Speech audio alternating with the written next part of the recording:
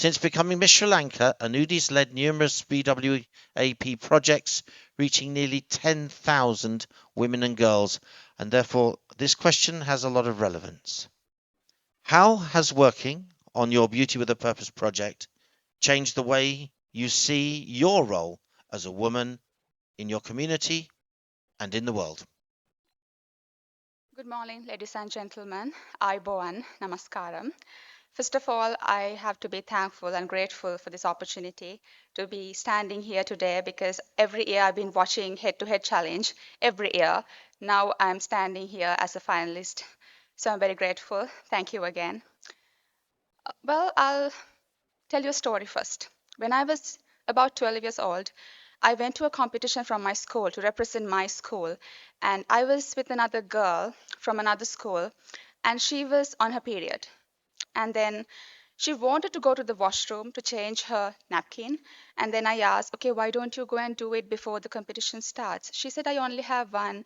I'm not, I don't have many, so I can't use it. I don't want to waste it. At that time, I was like, why does this happen? What does she mean? Because I never had that problem growing up. And then I did my research in the university on the criminalization of marital rape in Sri Lanka because it is not criminalized yet, like in many other countries, and that's a problem. I wanted to investigate the connection between the level of awareness women have about their women's rights and the process of criminalization because I believe in order to speak up against this violence, you have to have a knowledge about your rights. Other than that, you don't have any sort of opportunity to talk about it. And then only I found about period poverty. I realized besides violence, they are also going through period poverty. They are not just victims of menstrual poverty, they are also victims of violence, both at the same time. So I started my project after that. And then I realized I started this project to give back, but I'm also receiving something back. This is just purpose giving back and forth. And I have helped over 10,000 women and girls. And I help them through donations by providing sanitary products, not just biodegradable pads, non-biodegradable pads, it's also reusable napkins so that they have a sustainable solution. And second, the awareness, because I believe awareness is key. You can give a napkin, but you can only use it once. But awareness will pass through generations. So when we do awareness programs, we try to target the audience that we are talking to. As an example, for young children, we are talking about how menstruation happens, what happens inside your body, and what you should be doing when it happens. And for older women, we talk about menopause, we talk about contraception, we talk about sexual health. Because I believe when it comes to awareness, it has to be suitable with the audience as well. And then the third thing is policy recommendation. Time. In Sri Lanka, the rate on sanitary napkin is 51%, and we had to reduce it. So I met the prime minister of my country to talk about it. At the end of the day, I realized by trying to give them something, I also received a sense of purpose. And I no longer believe that Time. women should be limited to things like this. They should have a voice to talk about these things and bleed with dignity. Thank you so much.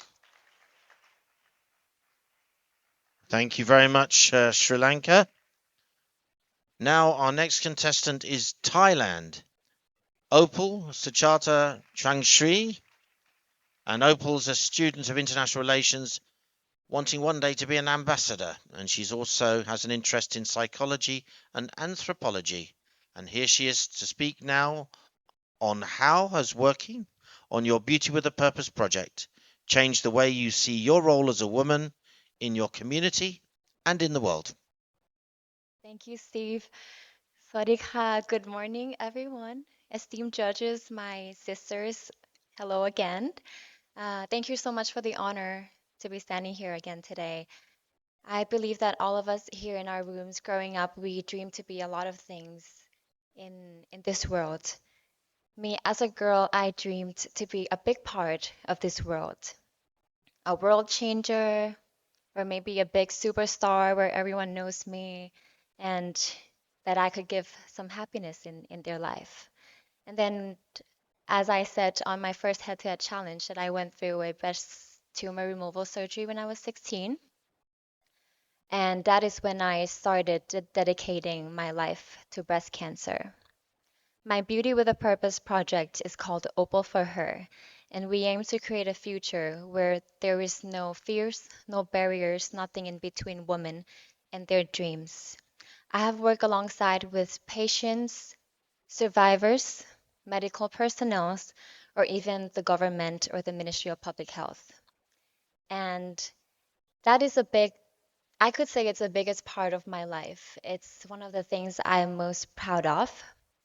And how it changed the way I see myself. I still see myself as a human being that wanted to be the light in this world, wanted to give back to anyone that I can in my life. But more than that, I've realized from my project that sometimes we are not a game changer. We are not the big thing in this world because what's more important than being the big thing in this world is being the small thing that adds up to the big part of this world.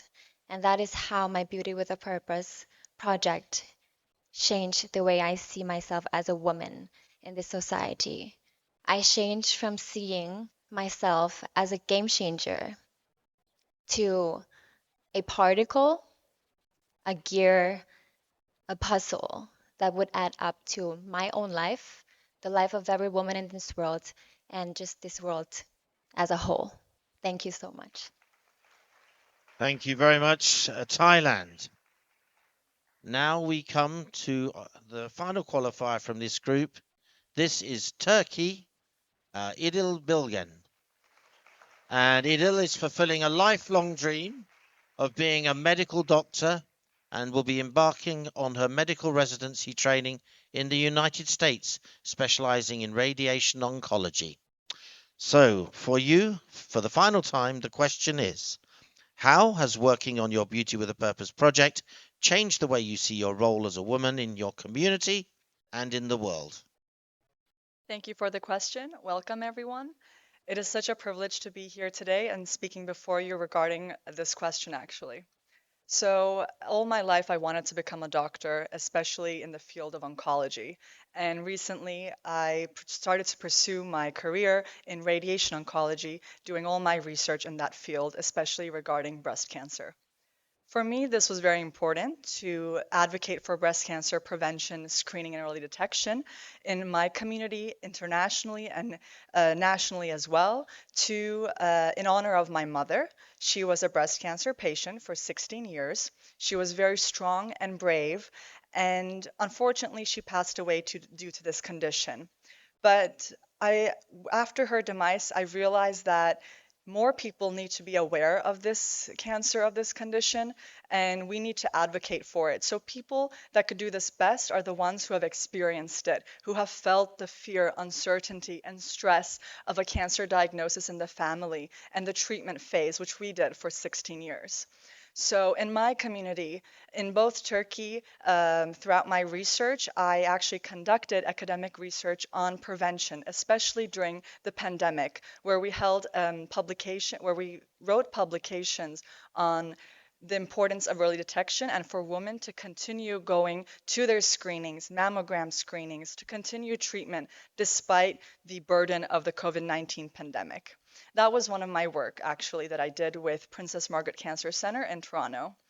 And with my Beauty with a Purpose project recently, I've been doing this work in Ukraine, holding seminars and symposiums to teach women about the importance of mammogram screenings according to guidelines, for them to not be scared to actually go to that hospital, to enter that clinic for their screening. Because some women choose to avoid it, but it should not be avoided because if detected early, that cancer, that condition is treatable and sometimes curable.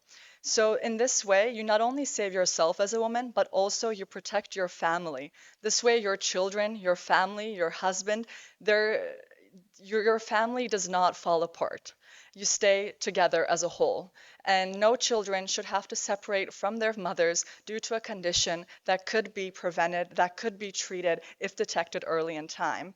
And with my Purpose project, I've been trying to advocate for this in Turkey through remote collaborations with the Turkish Cancer Society and in Ukraine with the Ukrainian Diplomatic Spouse Association and the Ukrainian Foreign Minister's wife.